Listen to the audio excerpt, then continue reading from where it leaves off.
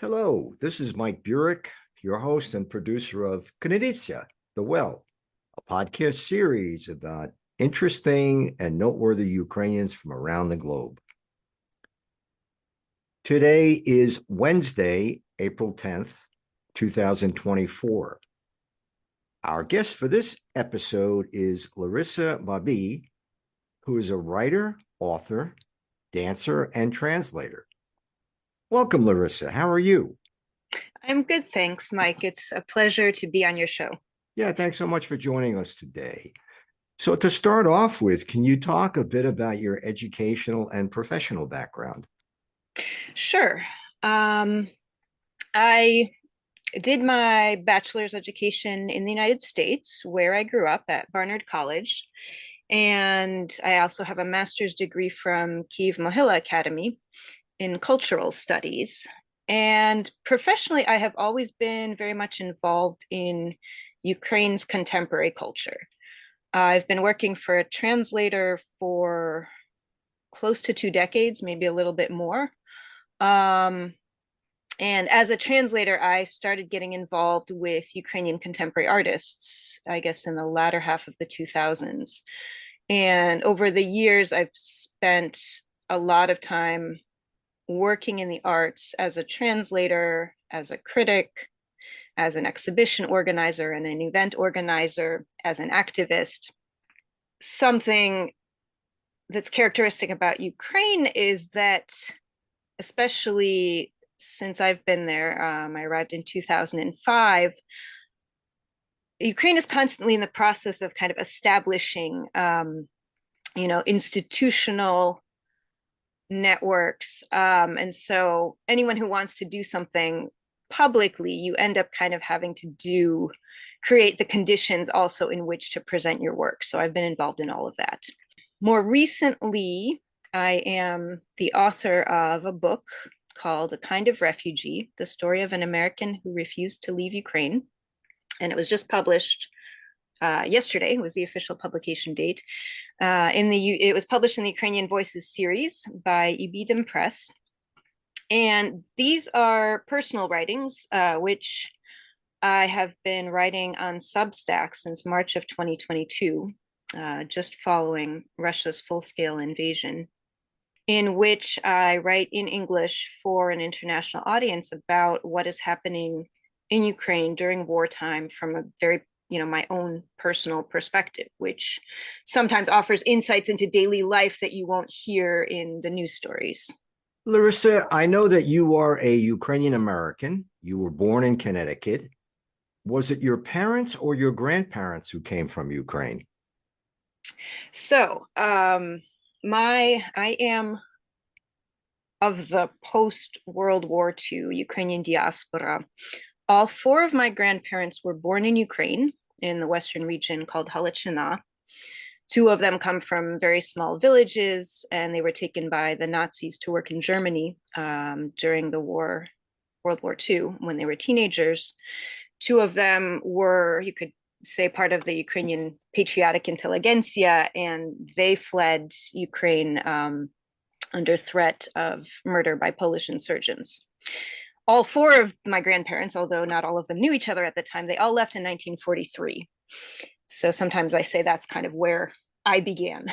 And my parents, they were each born in Europe shortly after the end of the war. And then they came with their parents to the United States as children. And my parents met at a Ukrainian diaspora New Year's dance in the 70s. So, what was life like growing up in the Ukrainian community in Connecticut? Really immersed in Ukrainian culture as a kid in suburban Connecticut. I went to Ukrainian Saturday school. We went with our family to church every Sunday. I was active in the Plast Scouting organization. I was really into Ukrainian folk dancing. So my heritage, it was a great gift. It was also a little bit of a burden in the sense that it set me apart from my American neighbors, and the fact that we spoke Ukrainian at home and we celebrated holidays according to Ukrainian custom. Some people, other kids my age, sometimes looked at me funny, or, it almost felt a little bit alienating at times. by the time I got to high school and I had made friends with other Ukrainian Americans of my generation, we kind of bonded over that fact that we had this strange other world, Ukraine related, that we belonged to. And I was definitely always interested in Ukrainian folk arts, music, culinary traditions. And when and why did you decide to go live in Ukraine? So you could say by the time I was finishing high school, I became aware of the fact that I had this great patriotic love toward Ukraine, which at that point was a completely imaginary country I had constructed from, the feelings I had from folk songs, from spending time with my grandparents, from their food and their customs. And I really knew next to nothing about the actual present day country, Ukraine, which exists halfway around the world. And it took me some time to get up the courage to actually get there. I moved there for the first time in 2005, and basically out of curiosity to get a sense of the real place that is my ancestral homeland. Please describe your experience in Ukraine living during the Russian invasion. Well, here, to be brief, I would encourage you, Mike, and all of your listeners to read my book, A Kind of Refugee, because it is precisely a chronicle of the first year following Russia's full scale invasion, where I talk about the things that I went through, the things that I did, the ways that I changed in the midst of full scale war in Ukraine. I was living in Kyiv on February 24th in my own apartment, and the first thing that I did was run westward with a handful of friends and our cats. And the only thing that was on my mind was to avoid encountering the approaching Russian troops. I did not want to leave Ukraine completely. So when I ended up in Lviv and found a place to stay and found that it was, safe enough, I basically settled down there. I started volunteering with some old friends of mine who were bringing medical supplies into the country or raising money to buy medical supplies, but mostly we had to buy them abroad, and then distributing them to places around Ukraine where, hospitals had depleted supplies and sending some out toward frontline units. One of the things that has been very important throughout all of this period of time, given that I am an American citizen, kind of bicultural, bicontinental, I speak English natively, is maintaining a communication with people outside of Ukraine. Very important for me to be able to talk about what I'm seeing and to provide firsthand accounts of life in Ukraine. It's always, living in a war zone is always more complicated than what you would imagine if the only thing that you see is the news. So, to backtrack a bit, what motivated you to write a book about your experiences in Ukraine? Well, the book, you could say, it was almost like it came out by itself. What happened is, starting February 24th, 2022, and in the following days, I started getting messages from, not only friends and family, but like anyone who had ever met me in my entire life and knew that I was Ukrainian. They were asking if I was safe. They were, asking what was going on. And I realized really quickly that, given that I was just fighting for my survival and trying to, orient myself in a world that was completely turned upside down, and I didn't know what was going to happen next, replying to hundreds of messages personally was just not something that I had time to do.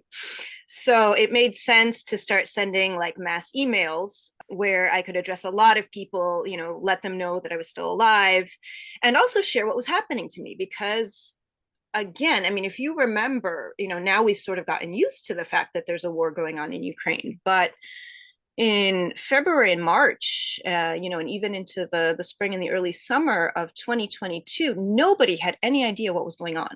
it was hard to know what was happening on the ground because you had a whole Russian propaganda machine that was happening, that was, actively working on global fronts. And again, I wanted these little details of what I see and I smell and I sense to be available to people living abroad.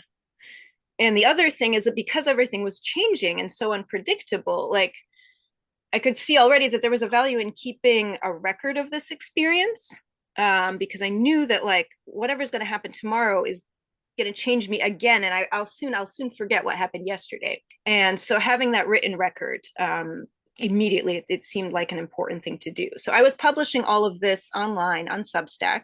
I continue to report on Substack. It's called A Kind of Refugee 2022.substack.com. And after about a year, I went and looked at what I had written over the course of 2022, and I saw like this is a story. We could make this a book. I submitted it to the Ukrainian Voices series. It was accepted, and it was also important for me to get this book out into the world soon, because I knew that the war would still be ongoing, and obviously attention flags, and it's important to keep thinking about Ukraine, to keep thinking about Ukraine's defensive fight and the fact that we need to defeat Russia until we do. Larissa, you mentioned before that your book has now been published. Is there an official website for it? So you can, if you go on my Substack, A Kind of Refugee 2022.substack.com, you will find a tab that says Book Tour 2024. And there you can have a link. There's a link to the book. It's being distributed in North America by Columbia University Press.